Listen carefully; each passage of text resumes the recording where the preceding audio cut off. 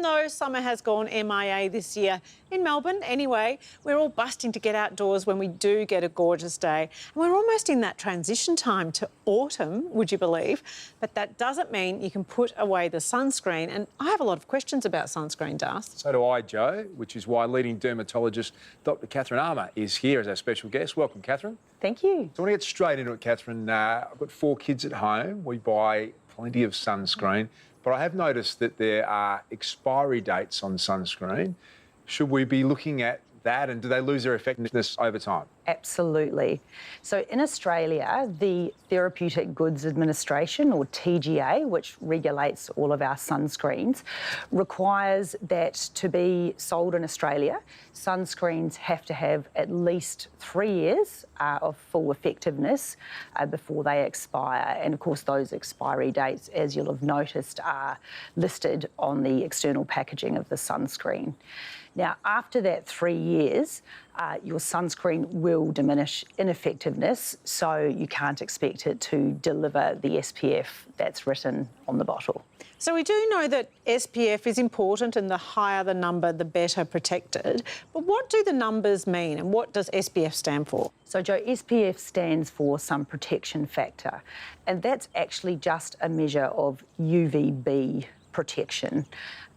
So the SPF tells us how much longer we theoretically should be able to stay in the sun before getting burnt, compared to how long we'd be able to stay in the sun wearing no sunscreen whatsoever. In minutes? Not in minutes necessarily. How would I So know? the SPF is actually going to be different for every individual. Right. So it's actually measured in a lab and using subjects who are looked at, and they have what's called solar simulated light, so it acts like sunlight, shone onto an area of their back, of unprotected back skin, and they use that to determine the minimal erythemal dose, so the minimal dose of ultraviolet B light that will cause a sunburn.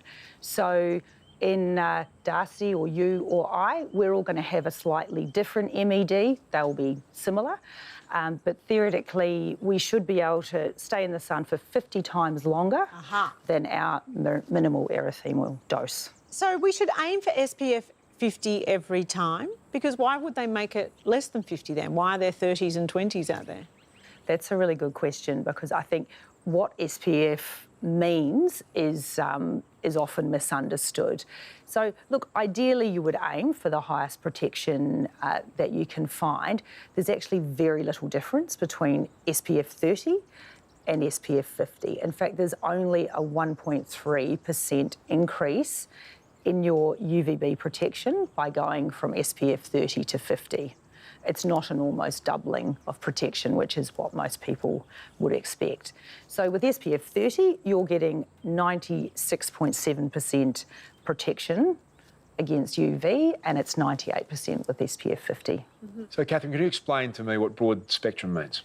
In Australia, broad spectrum refers to the fact that a sunscreen product will protect you against both UVA and UVB light. So would you recommend that some natural sunlight without sunscreen is a good thing? The main thing we worry about, of course, when it comes to sun exposure and perhaps sun protecting too much, is making enough vitamin D. Really, in Australia, because our UV index is usually so high, and because we have such an outdoors lifestyle, the majority of people are going to make enough vitamin D, even if they sun protect, between the hours of, say, 9 and 6.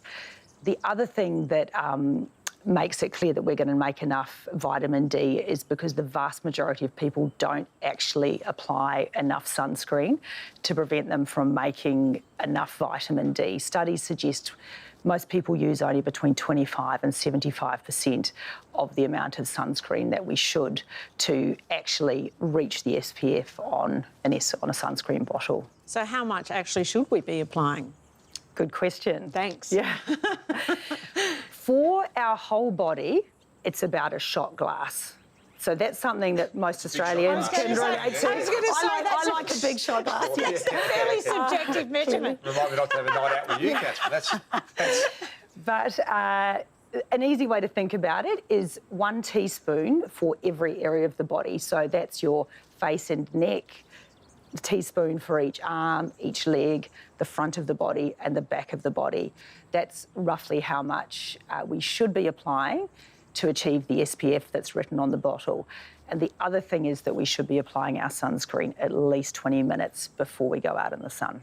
And why do we see people still out there sunbaking? I find that astounding, and it alarms me because I know my daughter's almost 12. She wants to sunbake. That younger generation still don't quite understand. I think the sort of teenagers, tweens and teens are unfortunately the generation that we need to do a lot more work on.